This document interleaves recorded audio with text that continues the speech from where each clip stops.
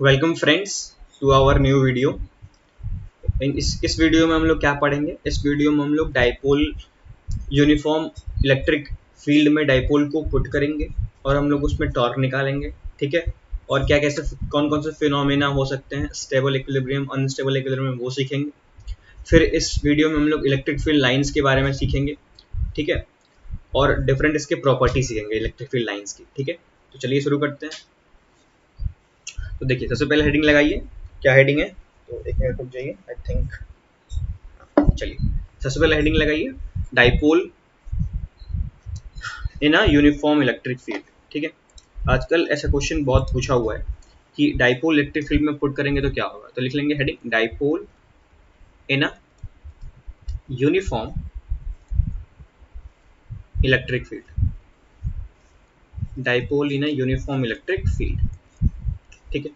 अब एक बात समझ लीजिए, ये चीज मुझे ये चीज पढ़ाने से पहले आपको ये पता होना चाहिए कि यूनिफॉर्म इलेक्ट्रिक फील्ड लाइंस को कैसे रिप्रेजेंट करते हैं, ठीक है।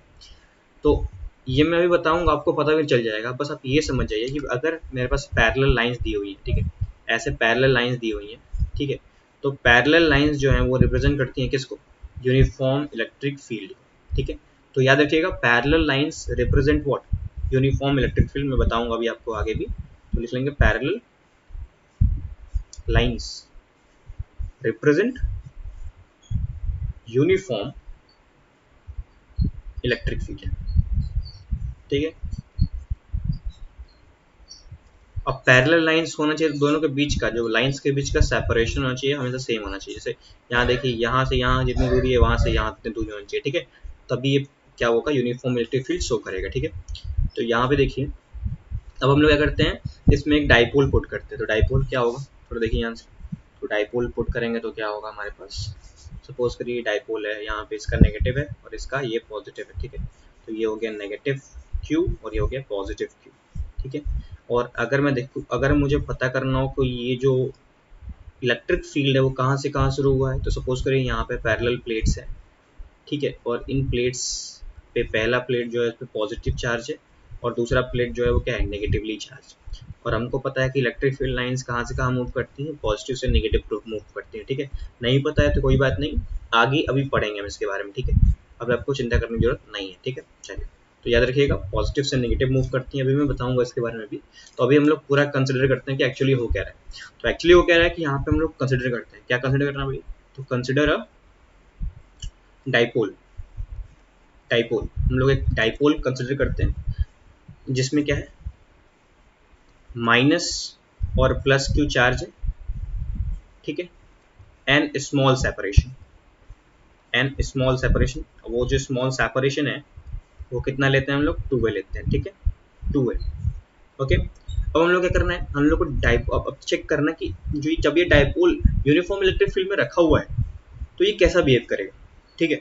तो यहाँ पे देखो क्या होगा, जब यूनिफॉर्म इलेक्ट्रिक फील्ड में रखा हुआ है तो देखिए, जब हमको पता है कि किसी भी चार्ज पे फोर्स लगता है जब वो इलेक्ट्रिक फील्ड में रहता है। जैसे मान लीजिए कि कोई भी चार्ज क्यू है, ठीक। अगर इलेक्ट्रिक फील्ड ई से ये पास कर रहा है, उसमें प्रेजेंट है, तो इस पे फोर्स कितना लग रहा है? तो ये है क्यू ई के बराबर लग रहा है, ठीक है। अगर ये पॉजिटिव है तो ये जो फोर्स लग रहा है वो in the direction of electric field है। अगर ये नेगेटिव है तो जो फोर्स लग रहा है वो opposite to the direction of electric field है। तो यहाँ देखिए, इस प्लस क्यू पे कितना चार्ज लगेगा, कितना फोर्स लगेगा, सॉरी, कितना लगेगा? क्यू ई लगेगा। और in the direction of electric field, तो इलेक्ट्रिक फील्ड का डायरेक्शन किधर है? प्लस से माइनस की तरफ, इधर की तरफ, ठीक है। तो उधर की तरफ लगेगा और माइनस क्यू पे क्या होगा? अपोजिट लगेगा। कितना हो जाएगा? क्यू ई होगा, ठीक है। अब डायरेक्शन दिखा दिया है तो जो मैग्नीट्यूड में माइनस लगने की जरूरत नहीं है। तो यहाँ पे देखने वाली बात है कि जो प्लस क्यू और माइनस क्यू दोनों पे क्या है? इक्वल एंड अपोजिट फोर्स लग रहा है। तो नेट फोर्स कितना हो जाएगा? 0 हो जाएगा। और हमको पता है कि यहाँ पे देखिए, line of application of force जो है ये है, यहाँ पे line of application of force और इसका line of application of force क्या है? ये मतलब line of application of force क्या है? डिफरेंट है। और हमको पता है कि अगर इक्वल एंड अपोजिट फोर्स लग रहे हैं और लाइन ऑफ जो फोर्स ऑफ एप्लीकेशन है, लाइन ऑफ एप्लीकेशन है फोर्स का, वो डिफरेंट दिया हुआ है, सेम नहीं है, तो वो क्या होगा? एक कपल जनरेट कर देगा। मतलब ये जो फोर्स है एक टाइप का कपल बनाएंगे, ठीक है। जैसे मान लीजिए कि मैंने यहाँ पे रखा हुआ है, तो इसको मैं घुमा यहाँ पे, इसको ऐसे लगा रहा हूँ, इसको ऐसे लगा रहा हूँ, तो एक्चुअली बॉडी क्या हो रही है, रोटेट कर रही है, ठीक है। तो याद रखिएगा, अगर लाइन ऑफ एक्शन या फिर line of application of force अगर डिफरेंट होता है और फोर्स के मैग्नीट्यूड सेम होते हैं, तो हमेशा वो सिस्टम क्या करेगा, गोल में घूमेगा और टॉर्क प्रोड्यूस होगा इनके बीच में, ठीक है। याद रखिएगा, तो ये बात लिख लेते हैं। व्हाट, हम लोग क्या लिखना है, तो लिखेंगे व्हाट, लिखेंगे कि force QE is experienced by, यहाँ पे लिख लीजिएगा, placed in uniform electric field. Then force QE is experienced by plus Q and minus Q in opposite direction. किस डायरेक्शन में, ऑपोजिट डायरेक्शन में फोर्स एक्सपीरियंस कर रहे हैं, ठीक है, ऑपोजिट डायरेक्शन में। आपको वो दिख भी रहा है आपको, जिसकी वजह से क्या होगा, due to which couple is produced, a couple is produced, a couple produce हुआ है, and due to this couple force, torque is generated, ठीक है। तो I hope you got the answer, ठीक है, कि टॉर्क कैसे जनरेट हुआ है। तो टॉर्क की वैल्यू कैसे निकालेंगे, तो हमको पता है जो टॉर्क प्रोड्यूस हुआ है इसकी वैल्यू कैसे निकालेंगे, तो टॉर्क इक्वल्स टू क्या हो जाएगा, टॉर्क इज इक्वल्स टू हो जाएगा फोर्स, जितना फोर्स लग रहा है इनटू मल्टीप्लाई कर देंगे perpendicular distance between the force, perpendicular distance या डिस्प्लेसमेंट बोल देंगे, डिस्टेंस नहीं बोलेंगे, perpendicular displacement between the forces, ठीक है। तो यहाँ पे परपेंडिकुलर डिस्टेंस नहीं, डिस्प्लेसमेंट लगा दीजिए, ठीक है, डिस्प्लेसमेंट, ओके। तो फोर्स कितना लग रहा है, तो फोर्स लग रहा है QE, ठीक। अब हमको निकालना है यहाँ पे डिस्प्लेसमेंट, तो ये जो डिस्टेंस दिया हुआ है कितना दिया हुआ है 2, ये कितना होता है, ये होता है 2a। अब ये 2a है, तो ये एंगल कितना है, सपोज करिए थीटा एंगल बना रहा था, ठीक है। सपोज करिए जो डाइपोल है वो इलेक्ट्रिक फील्ड से थीटा एंगल बना रहा था, तो थीटा एंगल बना रहा था, तो यहाँ पे देखिए ये डिस्टेंस निकालना है, यही तो परपेंडिकुलर डिस्टेंस है, डार्क कर देता हूँ, ठीक है। तो ये कैसे निकलेगा, तो हमको पता है साइन थीटा क्या होता है, साइन थीटा होता है क्या, परपेंडिकुलर बाय हाइपोटेनस, तो हाइपोटेनस की वैल्यू कितनी है, 2a दी हुई है, तो परपेंडिकुलर कितना हो जाएगा, 2a साइन थीटा हो जाएगा। तो ये वैल्यू कितनी हो, ये वैल्यू हो गई 2a साइन थीटा, ओके। तो यहाँ पे पुट कर देंगे, वैल्यू क्या हो जाएगा 2a साइन थीटा। तो यहाँ पे देखिए हमको क्या मिलेगा, q इंटू 2a मिल गया, दिखाई दे रहा है, q इंटू 2a मतलब कितना हो जाएगा, p हो जाएगा, p मतलब क्या, डाइपोल मोमेंट, और यहाँ पे हो जाएगा e साइन थीटा। और थीटा क्या है, theta is the angle between dipole moment and electric field. जैसे डाइपोल मोमेंट डायरेक्शन किधर है, माइनस क्यू से प्लस क्यू, तो ये बोल सकते हैं कि जो थीटा है, what is theta, theta is the angle between dipole moment and electric field, okay. तो अगर मान लीजिए कि यहाँ पे हमको लिखना हो साइन थीटा का मतलब क्या होता है, क्रॉस प्रोडक्ट, तो यहाँ पे हम लिखना है, तो टाउ की वैल्यू कितनी होगी, ये होगी p वेक्टर में, वेक्टर फॉर्म में लिखना है, तो ये हो जाएगी tau is equals to p cross e होता है, ठीक है। मतलब हम लोग कहाँ जाएंगे, p से e की तरफ जाएंगे और तब हम लोग टॉर्क का डायरेक्शन निकालेंगे, ठीक है। तो अभी इस कंडीशन में टॉर्क का डायरेक्शन क्या होगा, तो सिंपल लिखिए, अपना हाथ रखिए, इस डायरेक्शन में क्या हो जाएगा हमारे पास, इस डायरेक्शन में क्या है हमारे पास, डाइपोल मोमेंट है और इलेक्ट्रिक फील्ड इस डायरेक्शन में है, तो p से e की तरफ जाएंगे तो क्या होगा, जो हमारा डायरेक्शन दिखाई दे रहा है वो क्या है, अंदर है स्क्रीन के, आपको दिखाई देता हो कि स्क्रीन के अंदर जाता होगा, ऐसे करिए हाथ, जैसे डायरेक्शन में लगाइए, हमारे p के डायरेक्शन में लगाइए, अपना हाथ लगाइए ऐसे, और जो ये उंगली है उसको क्या करिए, e के डायरेक्शन में घुमाइए, तो e के डायरेक्शन में घुमाएंगे तो क्या होगा, स्क्रीन के अंदर जाएगा क्या, टॉर्क, ठीक है। तो ये टॉर्क डायरेक्शन हो जाएगा क्या, ये अंदर हो जाएगा स्क्रीन के, तो उसको हम लोग किससे दिखाते हैं, क्रॉस से दिखाते हैं, ठीक है। क्रॉस से बस दिखा देंगे, तो क्रॉस क्या रिप्रेजेंट करेगा कि जो टॉर्क है वो क्या है, इनसाइड द प्लेन है, या फिर जो पेपर आप इस्तेमाल करेंगे उसके अंदर है, ठीक है। एकदम सिंपल कॉन्सेप्ट है, ठीक। तो हम लोगों ने टॉर्क निकालना सीख लिया। अब हम लोग बात करते हैं इक्विलिब्रियम की कौन सी मेंटेन करता है, तो देखिए अभी जो एंगल, थोड़ा देखिए, अभी सपोज करिए इलेक्ट्रिक फील्ड है, तो इलेक्ट्रिक फील्ड के डायरेक्शन में अगर डाइपोल रखा हुआ है, सपोज करिए क्या है, माइनस क्यू और ये प्लस क्यू, ये डाइपोल मोमेंट डायरेक्शन है इधर। अभी एंगल कितना दोनों के बीच का, theta is equals to 0 degree, तो इस समय जो टॉर्क की वैल्यू होगी वो कितनी होगी, 0। क्यों? क्योंकि टॉर्क इज इक्वल टू क्या होता है, पीई साइन थीटा होता है। तो ये वैल्यू कितनी हो जाएगी, ये वैल्यू हो जाएगी pE sine 0 that is equals to torque कितना हो जाएगा, sine 0 that is equals to कितना हो जाएगा, 0। तो टॉर्क 0 आ गया। अब टॉर्क 0 हो गया, इसका मतलब क्या है, ये है स्टेबल कंडीशन। ठीक है, स्टेबल कंडीशन, ठीक है, स्टेबल कंडीशन, स्टेबल इक्विलिब्रियम बोल सकते हैं। ठीक है, स्टेबल इक्विलिब्रियम। ठीक है, या फिर इसको ऐसे भी चेक कर सकते हैं कि देखिए अभी ये क्या है, पॉजिटिव प्लेट है ये वाला, और ये वाला क्या है, नेगेटिव प्लेट है। ठीक है, तो अगर मान लीजिए मैंने डाइपोल को हल्का सा मूव कराया, हल्का सा मूव कराया इस डायरेक्शन में, या ऐसे कर दिया, तो ये क्या करेगा, अपना डायरेक्शन मतलब अपना जो पोजीशन है फिर से एक्वायर कर लेगा। क्यों? क्योंकि इस पॉजिटिव में और इस नेगेटिव में क्या होगा, अट्रैक्शन होगा, तो ये अपना पोजीशन फिर से एक्वायर करना चाहेगा। तो इस समय को हम क्या बोलते हैं, इस इक्विलिब्रियम को हम लोग बोलते हैं स्टेबल इक्विलिब्रियम बोलते हैं। ठीक है, स्टेबल इक्विलिब्रियम बोलेंगे। ठीक है, अब एक कंडीशन और आएगा, देखो टॉर्क की वैल्यू 0 है, टॉर्क की वैल्यू 0 होगा तो इक्विलिब्रियम होगा ही, और इस इक्विलिब्रियम क्या बोलेंगे, स्टेबल इक्विलिब्रियम बोलेंगे। ठीक है, और एक और इक्विलिब्रियम आता है कब, देखो ध्यान से। अब देखिए यहाँ पे क्या है, अब ये पॉजिटिव है, ये नेगेटिव है। ठीक, इलेक्ट्रिक फील्ड कैसे मूव कर रहा है, यहाँ से यहाँ, फिर यहाँ से यहाँ, फिर यहाँ से यहाँ। ठीक है, अब डाइपोल को हम लोगों ने रखा किधर, डाइपोल को रख दीजिए हमारे पास अपोजिट डायरेक्शन में, मतलब इधर माइनस क्यू, इधर प्लस क्यू। ठीक है, अब थोड़ा देखिए, अब टॉर्क कितना आएगा, तो टॉर्क की वैल्यू कितनी हो जाएगी, पीई साइन 180, एंड साइन 180 की वैल्यू भी कितनी होती है, 0। तो टॉर्क कितना हो गया, 0। मतलब क्या इक्विलिब्रियम कंडीशन है, हाँ इक्विलिब्रियम कंडीशन है, इक्विलिब्रियम कंडीशन तो है भैया। अब इक्विलिब्रियम है, इसका मतलब ये हमको पता करना पड़ेगा कौन सा इक्विलिब्रियम है। तो आप क्या करिए, इसको भी थोड़ा सा मूव कराइए, थोड़ा सा मूव कराएंगे तो क्या होगा, इस पोजीशन पहुंच जाएगा, और फिर इसको जब रिलीज करेंगे तो ये अपने अपने पोजीशन पे वापस ना आके ये पूरा क्या हो जाएगा, 180 डिग्री घूम जाएगा, और ये फिर क्या मिलेगा हमको, इधर मिलेगा। ठीक है, तो इसको हम लोग बोलते हैं अनस्टेबल इक्विलिब्रियम।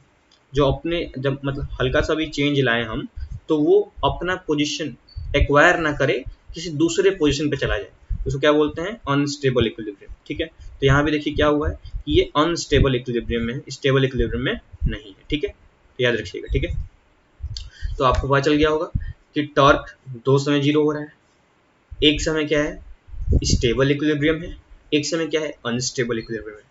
ठीक है, अब मान लीजिए कि जो इलेक्ट्रिक फील्ड है उसके डायरेक्शन में उससे परपेंडिकुलर रख दिया जाए, तो क्या होगा, ये माइनस क्यू, ये प्लस क्यू। इस समय क्या होगा वैल्यू, तो इस समय टॉर्क की वैल्यू मैक्सिमम होगी, कितनी होगी, पीई, क्योंकि साइन 90 की वैल्यू 1 होती है, तो ये हो जाएगा टॉर्क मैक्सिमम पीई हो जाएगा। इस समय कोई इक्विलिब्रियम नहीं है। ठीक है, क्योंकि टॉर्क जीरो जीरो नहीं है, फोर्स और टॉर्क 0 होगा तब ना यहाँ पे हम लोग बात करेंगे इक्विलिब्रियम की। ठीक है, अब यहाँ पे एक छोटा सा क्वेश्चन आता है।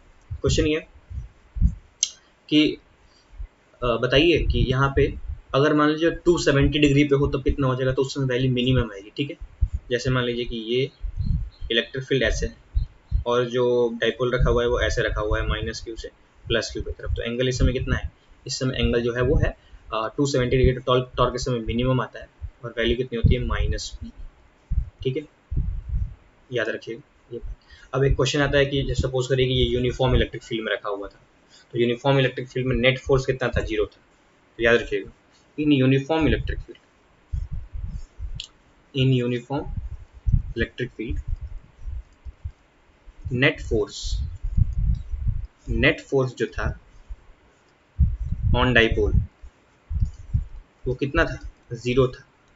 एंड टॉर्क कितना निकाले थे, पी ई साइन थीटा निकाले थे। ठीक है, जब एंगल था पी और ई के बीच में थीटा, मतलब P is here minus Q से plus Q, and electric field is in this direction. ठीक है, और एंगल इज थीटा। ठीक है, तब टॉर्क कितना था। अगर मान लीजिए नॉन यूनिफॉर्म इलेक्ट्रिक फील्ड, तो in non uniform electric field, non uniform electric field, तो इस समय जो होगा एफ नेट, ये क्या होगा, 0 नहीं होता, याद रखिएगा। और टॉर्क की भी वैल्यू होती है, टॉर्क नेट भी 0 नहीं होती। ठीक है, इस समय क्या था, एफ नेट की वैल्यू 0 हो रही थी, और टॉर्क की वैल्यू नॉट इक्वल्स टू 0 थी। ठीक है, लेकिन इस समय क्या होगा, फोर्स भी मिलेगा, टॉर्क भी मिलेगा। ठीक है, तो आई होप आपको ये बात समझ में आई होगी, डाइपोल को जब हम लोगों ने यूनिफॉर्म इलेक्ट्रिक फील्ड में रखा हुआ तो क्या हुआ है। ठीक है, उसके बाद हम लोग क्या पढ़ने वाले थे, उसके बाद हम लोग पढ़ने वाले हैं इलेक्ट्रिक फील्ड लाइंस के बारे में, ठीक है। तो चलिए इलेक्ट्रिक फील्ड लाइंस के बारे में पढ़ते हैं। तो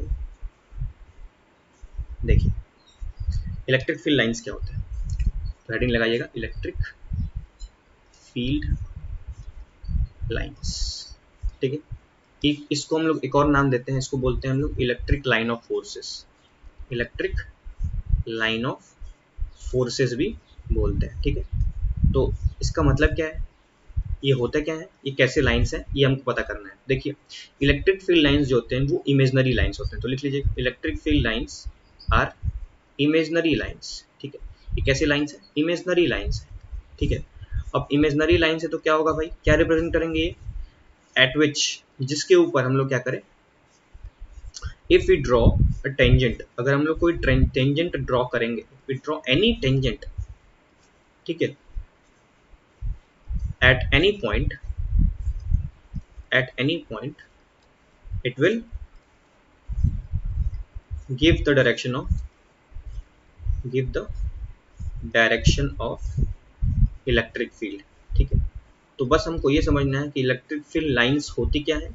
तो इलेक्ट्रिक फील्ड लाइंस एक इमेजनरी लाइंस है जिसके ऊपर अगर हम लोग किसी भी पॉइंट पे, किसी भी इलेक्ट्रिक फील्ड लाइन से किसी भी पॉइंट पे टेंजेंट ड्रॉ करेंगे तो हमको इलेक्ट्रिक फील्ड का डायरेक्शन मिलेगा, ठीक है। मतलब हम ये बोल सकते हैं कि अगर हमको इलेक्ट्रिक फील्ड का डायरेक्शन दिखाना है, रिप्रेजेंट करना है, तो हम इलेक्ट्रिक फील्ड लाइंस का प्रयोग करते हैं, ठीक है, डायरेक्शन रिप्रेजेंट करने के लिए, ठीक है, ये भी बोल सकते हैं, ठीक। चलिए अब बात करते हैं प्रॉपर्टीज की। मैंने बोला कि प्रॉपर्टीज हम लोग पढ़ेंगे, तो लिखेंगे properties of electric field lines, electric field lines, ठीक है। अब प्रॉपर्टीज में जो पहली प्रॉपर्टी है वो लिखिएगा। तो पहली प्रॉपर्टी क्या बोल रही है भाई, तो पहली प्रॉपर्टी ये बोलती है कि इलेक्ट्रिक फील्ड लाइंस जो होते हैं वो हमेशा पॉजिटिव चार्ज से ओरिजिनेट करेगा और नेगेटिव चार्ज पे टर्मिनेट करेगा, मतलब एंड होगा, खत्म होगा। स्टार्ट होगा कहाँ से, पॉजिटिव चार्ज से, एंड होगा कहाँ पे, नेगेटिव चार्ज पे, ठीक है। तो बस हमको ये समझना है, क्या समझना है भाई, कि electric field lines originates from positive charge and terminate to negative charge, ठीक है। ये तो बहुत आसान है, ठीक है। अब यहाँ पे थोड़ा सा और एनसीईआरटी को थोड़ा सा हम लोग मॉडिफाई करते हैं, या फिर एनसीईआरटी में भी लिखा हुआ है ये बात। अब देखिए सपोज करिए मेरे पास सिर्फ एक ही चार्ज हो, अभी तो मान लीजिए मेरे पास दो चार्ज की मैंने बात की, सपोज करिए मेरे पास पॉजिटिव भी है और नेगेटिव भी है, तो पॉजिटिव चार्ज भी है और नेगेटिव चार्ज भी, ठीक है। तो पॉजिटिव चार्ज से निकलेगा और नेगेटिव पे जाएगा, पॉजिटिव चार्ज से निकलेगा कहाँ जाएगा, नेगेटिव पे जाएगा, ठीक है। ये हम लोगों ने मतलब इमर्ज हुआ कहाँ से, इमरजेंट कहाँ से है, मतलब स्टार्टिंग कहाँ से हो रही है, पॉजिटिव से, और खत्म कहाँ हो रहा है, नेगेटिव पे खत्म हो रहा है, ठीक है। बस हमको ये आइडिया होना चाहिए। फिर से कर लेते हैं, यहाँ पे बहुत सारे लाइन डालते हैं, ये पॉजिटिव से एंटर हुआ एंड नेगेटिव पे खत्म हुआ, पॉजिटिव से एंटर हुआ नेगेटिव पे खत्म हुआ, ठीक है। बस याद रखिएगा कि जो हमारे पास स्टार्टिंग होगी कहाँ पे होगी, पॉजिटिव से, और एंड होगा कहाँ पे, नेगेटिव पे, ठीक है। अब यहाँ पे एक कॉन्सेप्ट आता है, छोटा सा ये कॉन्सेप्ट है कि सपोज करिए मेरे पास, इसी में नोट करिएगा, नोट, कि अगर मान लीजिए मेरे पास सिर्फ और सिर्फ पॉजिटिव चार्ज दिया हो, नेगेटिव ना दिया हो, तो हम लोग क्या बोलेंगे, तो ऐसे लिख लीजिएगा कि if there is a single charge, अगर यहाँ पे एक सिंगल चार्ज है तो हम लोग क्या बोलेंगे कि the electric field lines starts और एंड एट दैट चार्ज, ठीक है। अगर यहाँ पे सिंगल चार्ज है तो क्या होगा, इलेक्ट्रिक फील्ड लाइन वहीं से स्टार्ट होंगे और वहीं पे एंड करेंगे, ठीक है। जैसे मान लीजिए कि अगर मान लीजिए पॉजिटिव चार्ज है, ठीक है, तो पॉजिटिव चार्ज के लिए क्या होता है, जो डायरेक्शन होता है वहां से हमको पता है पॉजिटिव चार्ज से क्या होगा, निकलेगा, और सपोज करिए इसके पास नेगेटिव चार्ज है नहीं, तो एक्चुअली क्या होगा कि पॉजिटिव चार्ज से निकलेगा, ऐसे निकलेगा, ठीक है, ऐसे निकलेगा, ऐसे निकलेगा, ठीक है, सारे डायरेक्शन में निकलेगा ऐसे। और इसको हम लोग क्या बोलते हैं कि ये क्या हो रहा है, रेडियली आउटवर्ड निकल रहा है, क्या निकल रहा है ये, रेडियली आउटवर्ड, इसको बोलते हैं, क्या बोलते हैं, रेडियली आउटवर्ड डायरेक्शन में निकल रहा है, ठीक है, रेडियली आउटवर्ड, ठीक है। और इस नेगेटिव की वजह से क्या होगा, एंटर करेगा, मतलब अब मैंने बोला ना कि इलेक्ट्रिक फील्ड लाइन स्टार्ट होगा या एंड करेगा उस चार्ज पे, तो पॉजिटिव होगा तो स्टार्ट करेगा वहां से, और नेगेटिव होगा तो कहाँ पे एंड करेगा, नेगेटिव चार्ज पे एंड करेगा। अब एक सवाल है कि ये बताइए अगर एंड कर रहा है नेगेटिव चार्ज पे तो स्टार्ट कहाँ से होगा, तो इसके लिए जो हमारे पास पॉजिटिव चार्ज रखा हुआ है वो इन्फिनिटी पे रखा हुआ है। इन्फिनिटी से क्या हो रही है, लाइन निकल रही है और एंड कर रही है इस नेगेटिव पे, और इस पॉजिटिव चार्ज के लिए क्या हो रहा है, जो नेगेटिव चार्ज है वो इन्फिनिटी पे रखा हुआ है। तो ये जो पॉजिटिव चार्ज है वो कहाँ से, पॉजिटिव चार्ज है वहां से निकल रही है लाइंस और एंड कहाँ हो रही है, इन्फिनिटी पे। इसीलिए स्ट्रेट लाइन मैंने बनाया है क्योंकि इन्फिनिटी बहुत दूर है, ठीक है। और ये क्या हो जाएगा, इसका रेडियली आउटवर्ड है, इसका क्या हो जाएगा, रेडियली इनवर्ड हो जाएगा, ठीक है। तो आप इसका इलेक्ट्रिक फील्ड लाइंस बता सकते हैं रेडियली इनवर्ड आउटवर्ड, ठीक है। तो ये हो जाएगा इनवर्ड, तो नेगेटिव होगा तो रेडियली इनवर्ड और पॉजिटिव होगा तो क्या होगा, रेडियली आउटवर्ड होगा, ठीक है। तो आई होप आपको ये बात समझ में आई होगी, थोड़ी सी लॉजिकल बात थी लेकिन समझने योग्य है, ठीक है। चलिए आगे बात करते हैं। आगे तीसरा पॉइंट क्या है, तो तीसरा पॉइंट है कि इलेक्ट्रिक फील्ड लाइंस जो होते हैं, थोड़ा मैं कलर चेंज करता हूँ, ठीक है। इलेक्ट्रिक फील्ड लाइंस कौन सा ले, ब्लू। चलिए इलेक्ट्रिक फील्ड लाइंस क्या होते हैं, तो लिखते हैं electric field lines are continuous curve, ठीक है, without any break, without any break. मतलब कि अगर पॉजिटिव से स्टार्ट हुआ है तो नेगेटिव तक जाएगा तो उसके बीच में कोई टर्मिनेशन पॉइंट नहीं आएगा। मतलब ये नहीं कि बीच में खाली हो गया, मतलब ऐसा नहीं कि बीच में ऐसे खाली हो गया, ब्रेक हो गया, ऐसा नहीं होता है। अब क्यों ऐसा नहीं होता है, क्योंकि देखिए मैंने अभी बताया था कि अगर मैं इलेक्ट्रिक फील्ड लाइंस पर टेंजेंट खींचूंगा तो वो क्या बताएगा, हमको डायरेक्शन बताएगा इलेक्ट्रिक फील्ड का। तो अगर मान लीजिए कि अगर ब्रेक हो जाता है, तो ब्रेक हो जाएगा तो क्या हो जाएगा, यहाँ पे इस पॉइंट पे इलेक्ट्रिक फील्ड का डायरेक्शन इधर भी हो सकता है, इधर भी हो सकता है, इधर भी हो सकता है। तो मोर देन वन डायरेक्शन ये शो कर रहा है। क्या कभी पॉसिबल है कि इलेक्ट्रिक किसी एक पॉइंट पे इलेक्ट्रिक फील्ड का डायरेक्शन 5 जगह हो जाए, इम्पॉसिबल है। तो इसलिए हम बोलते हैं कि अभी ब्रेक नहीं करते। तो लिख लीजिए कि अगर ये ब्रेक करेंगे, because if they break, because if it is not continuous, ऐसे लिखिए, if it is not continuous, ठीक है, if it is not continuous then at the point, कौन से point, at the point of discontinuity या फिर at the point of breaking, ठीक है, it has more than क्या है, one direction of electric field, more than one direction of electric field, which is absurd या which is impossible, ठीक है। तो ये बात आपको पता चल गया होगा, इट इज इम्पॉसिबल, ये तो पॉसिबल है नहीं। फिर अगला पॉइंट आता है चौथा पॉइंट क्या है कि दो इलेक्ट्रिक फील्ड लाइंस कभी इंटरसेक्ट नहीं करती है, ठीक है। तो लिख लेंगे two electric field lines never intersect with each other, never intersect with each other. अब ऐसा क्यों हो रहा है, क्योंकि भाई वही बात है ना, इंटरसेक्ट करेंगे तो क्या होगा, सपोज करिए यहाँ पे दो लाइंस है, इंटरसेक्ट कर दी इस पॉइंट पे, तो इस पॉइंट पे जब ड्रॉ करेंगे तो ऐसे ही इलेक्ट्रिक फील्ड, ये भी डायरेक्शन हो सकता है E1 और ये भी डायरेक्शन हो सकता है E1। तो एक ही पॉइंट पे दो अलग अलग डायरेक्शन सेम इलेक्ट्रिक फील्ड के क्या पॉसिबल है, क्या नहीं पॉसिबल है। तो यही हम बोले हैं कि इसलिए क्या होता है, इलेक्ट्रिक फील्ड लाइंस इंटरसेक्ट नहीं करती, ठीक है। तो लिख लेंगे इसका, because if electric field lines क्या करेंगी, इंटरसेक्ट कर देंगी, तो क्या हो जाएगा, then at the point of intersection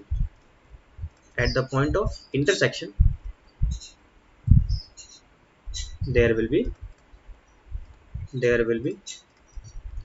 more than one direction of electric field, which is absurd, which is impossible, ठीक है, ऐसे बोल सकते हैं, which is impossible, ठीक है। अब क्या करेंगे, अगला प्रॉपर्टी लिखेंगे। अगली प्रॉपर्टी क्या है भैया, तो अगली प्रॉपर्टी है कि हमेशा क्लोज लूप बनाता है, ठीक है, ऑलवेज फॉर्म क्लोज लूप। अब कंटिन्यूअस है, सॉरी क्लोज लूप नहीं बना, I am really sorry, close loop नहीं बनाता है ये, क्योंकि पॉजिटिव से स्टार्ट होगा नेगेटिव पे जाएगा, ठीक है। अब ऐसा होता कि पॉजिटिव से स्टार्ट होता, नेगेटिव पे जाता, फिर पॉजिटिव पे आता, ठीक है। तो हम क्या बोलते हैं कि ये क्लोज लूप बना रहा है, लेकिन ये करता है क्लोज लूप नहीं बनाता है। तो लिख लेंगे electric field lines never form close loop, ठीक है। अब क्लोज लूप नहीं बनाएगा, याद रखिएगा। अगली प्रॉपर्टी क्या है, मतलब इसका मतलब है कि पॉजिटिव नेगेटिव, और पॉजिटिव से नेगेटिव गया तो फिर नेगेटिव से पॉजिटिव नहीं आता है, ठीक है, ये याद रखिए, it is wrong. What is correct कि पॉजिटिव से निकले नेगेटिव पे जाए, पॉजिटिव से निकले नेगेटिव पे जाए, ऐसे होता है। ठीक है, and what is the next property? तो नेक्स्ट प्रॉपर्टी है कि अब स्ट्रेंथ अगर हमको जानना है इलेक्ट्रिक फील्ड का कि कैसा स्ट्रेंथ है किस जगह पे, तो देखिए जिस जगह इलेक्ट्रिक फील्ड लाइन पास पास होगी उस जगह इलेक्ट्रिक फील्ड का जो स्ट्रेंथ होगा वो ज्यादा होगा। अगर दूर दूर इलेक्ट्रिक फील्ड लाइंस दिखाई गई हैं तो इसका मतलब क्या होगा, वहां पे इलेक्ट्रिक फील्ड लाइंस का स्ट्रेंथ क्या होगा, कम होगा। जैसे यहाँ पे देखिए मैंने अभी दिखाया, यहाँ पे लिख लीजिएगा, ये लिख लीजिए पहले, closer the electric field lines greater will be the strength of electric field, greater will be the strength of electric field and vice versa लिख लीजिए, एंड वाइस वर्सा। मैं एग्जाम्पल लेता हूँ अभी आपको। जैसे मान लीजिए कि ये हमारे पास लाइन्स है ऐसे निकली हुई है, ठीक है। तो अगर मैं पूछूं कि ये एक ए पॉइंट है, ये एक बी पॉइंट है, यहाँ दोनों इस ए पॉइंट और बी पॉइंट में सबसे अधिक इलेक्ट्रिक फील्ड कहाँ पे होगा, तो आप क्या बोलेंगे, electric field at a is greater than electric field at b. क्यों मैं ऐसा बोल रहा हूँ, क्योंकि इलेक्ट्रिक, यहाँ पे देखिए ये जो है इलेक्ट्रिक फील्ड लाइन्स के बीच का यहाँ पे डिस्टेंस क्या है, कम है, और यहाँ पे डिस्टेंस क्या है, ज्यादा है। तो अभी मैंने बताया कि जितना ज्यादा पास होंगे इलेक्ट्रिक फील्ड लाइंस उतना स्ट्रेंथ क्या होगा इलेक्ट्रिक फील्ड का ज्यादा होगा। तो देखिए अगर मान लीजिए कि यहाँ पे पैरेलल लाइंस है, तो पैरेलल लाइंस का मतलब क्या है कि ये शो कर रही है कि यहाँ पे इलेक्ट्रिक फील्ड क्या है, यूनिफॉर्म, ये चेंज नहीं हो रहा है, यूनिफॉर्म इलेक्ट्रिक फील्ड का स्ट्रेंथ बता रही है ये सब। तो याद रखिएगा इसीलिए जब पैरेलल लाइंस होती हैं वो क्या रिप्रेजेंट करती हैं, यूनिफॉर्म इलेक्ट्रिक फील्ड रिप्रेजेंट करती हैं। Okay, I hope you got it. Okay, चलिए आगे आगे चलते हैं। अगला प्रॉपर्टी क्या है, अगला प्रॉपर्टी कौन सा था, कौन सा नंबर था, 6th हो गया ना, 7th नंबर। तो 7th नंबर क्या था, तो 7th नंबर ये होता है कि इलेक्ट्रिक फील्ड लाइंस क्या होती है, always perpendicular to surface of the charge. Electric field line are always perpendicular to the surface of charge, या फिर कंडक्टर भी बोल सकते हैं, surface of charge and conductor बोल दीजिए।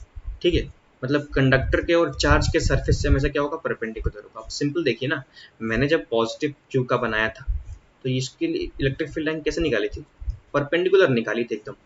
ठीक है, एकदम परपेंडिकुलर निकाली थी। ठीक है, और जब मैं सेकंड चैप्टर पढ़ाऊंगा तो एकदम क्लियर कर दूंगा आपको कि कंडक्टर से भी क्यों परपेंडिकुलर होता है। ठीक है, उसमें प्रूफ दिया हुआ है सेकंड चैप्टर में, तो वही वही करेंगे। ठीक है, चलिए फिर 8th पार्ट हमारे पास क्या होगा, 8th प्रॉपर्टी। तो 8th प्रॉपर्टी ये होगा कि नंबर ऑफ लाइंस जो होती हैं ओरिजिनेट या टर्मिनेट करती हैं चार्ज पे, वो प्रोपोर्शनल होती है किसके, मैग्नीट्यूड ऑफ चार्ज पे। तो लिख लीजिए, ये लिख लेंगे, number of electric field lines originated or terminated, originated or terminated at a point, at a point charge is directly proportional, is directly proportional to the magnitude of charge, to the magnitude of charge। ठीक है, मतलब अगर मान लीजिए कि charge का magnitude ज्यादा है तो उसमें क्या होगा, उससे अगर पॉजिटिव चार्ज है तो ज्यादा ओरिजिनेट करेंगे लाइंस, अगर नेगेटिव चार्ज है तो ज्यादा लाइंस टर्मिनेट करेंगी। जैसे कि एग्जांपल दूं तो यहाँ से सपोज करिए मेरे पास एक 2q पॉजिटिव में दिया हुआ, ये 4q माइनस में दिया हुआ, यहाँ से निकलेगा यहाँ पे जाएगा, गारंटी है। लेकिन यहाँ से तो निकलेगा, तो निकला गया एक, यहाँ से निकला यहाँ पे आया, ठीक, 2, ठीक है। लेकिन प्रॉब्लम ये है कि इसका जो मैग्नीट्यूड है डबल है। ठीक है, यहाँ पे देखिए ये 4 है, ये कितना है, 2 है, तो इससे 2 निकला है, तो इससे कम से कम कितना आना चाहिए, इसमें 4 आना चाहिए। क्यों 4 आना चाहिए, क्योंकि इसका जो मैग्नीट्यूड है डबल है। तो अगर यहाँ से 2 नंबर ऑफ चार्ज निकला, नंबर ऑफ लाइंस 2 निकले हैं, तो यहाँ पे कितना आना चाहिए, 4 आना चाहिए, डबल आना चाहिए। ठीक है, तो वही मैं बोल रहा हूँ कि नंबर ऑफ फील्ड लाइंस लेंगे, number of electric field line is directly proportional to the charge. ठीक है, अगर मान लीजिए मेरे पास Q1 चार्ज है तो number of electric field line from charge 1 is directly proportional to Q1 and number of electric field lines from charge 2 is directly proportional to the Q2, that is equals to क्या हो जाएगा, number of charge number of electric field lines in 1 divided by number of electric field lines in electric field lines in 2 is directly proportional to Q1 by Q2। ठीक है, मतलब इसके ratio के भी बराबर हो जाएगा। ठीक है, मतलब जितना उसमें से निकला है इसका डबल इतना निकलना चाहिए। ठीक है, अभी क्वेश्चन करते हैं। एक कंडक्टर वाला भी है, इलेक्ट्रिक फील्ड लाइन जितने कंडक्टर के अंदर होते हैं उतने कंडक्टर के बाहर होते हैं। ठीक है, तो ये भी लिख लीजिए। जैसे मान लीजिए मेरा कंडक्टर है, ठीक है, ये कंडक्टर है, तो यहाँ पे देखिए अगर मान लीजिए यहाँ पे एक चार्ज रखा हुआ है प्लस Q, तो इसकी वजह से इंडक्शन होगा, यहाँ पे क्या हो जाएगा, नेगेटिव आ जाएगा। इंडक्शन होगा ना, अपोजिट चार्ज यहाँ पे एक्यूमुलेट हो जाएगा। अब यहाँ अपोजिट चार्ज एक्यूमुलेट हुआ है तो यहाँ पे इस सरफेस पे क्या होगा, पॉजिटिव चार्ज एक्यूमुलेट हो जाएगा। ठीक है, तो आपको ये पता होना चाहिए। तो ये पॉजिटिव चार्ज एक्यूमुलेट हो गया। ठीक है, तो अगर मान लीजिए कि अंदर कंडक्टर के अंदर 4 इलेक्ट्रिक फील्ड लाइंस क्या हुई हैं, मूव कर रही हैं। ठीक है, तो बाहर भी कितने निकलेंगी, 4 ही निकलेंगे, बस याद रखना हमको, लेकिन और हमेशा परपेंडिकुलर निकलेंगी। ठीक है, तो हम ये बोल सकते हैं कि number of lines inside the conductor is equals to number of lines outside. ठीक है, तो आई होप आपको समझ में आया होगा। ठीक है, तो अभी मैं कुछ क्वेश्चन कर लेता हैं, अभी कुछ क्वेश्चन कर लेते हैं इसी टाइप के इलेक्ट्रिक फील्ड लाइंस पे कुछ क्वेश्चन कर लेते हैं। जैसे अगर मान लीजिए कुछ क्वेश्चन आया ऐसे टाइप का, तो अभी ब्लैक स्क्रीन है, तो यहाँ पे हम लोग रेड इस्तेमाल करेंगे। थिंक इज नॉट वर्किंग क्या, तो यहाँ पे कीप ले लेंगे। ठीक है, तो यहाँ पे चलिए अगले लेक्चर में बात करते हैं। ठीक है, वहीं अगले लेक्चर में क्या करेंगे, न्यूमेरिकल कर लेंगे। ठीक है, चलिए thank you. Please share, subscribe and like the channel. ठीक है, और इस वीडियो को भी लाइक करिएगा और प्लीज़ फैला दीजिए इसको। ठीक है, तभी अच्छा लगेगा मुझको भी और आपको भी। ठीक है, थैंक यू।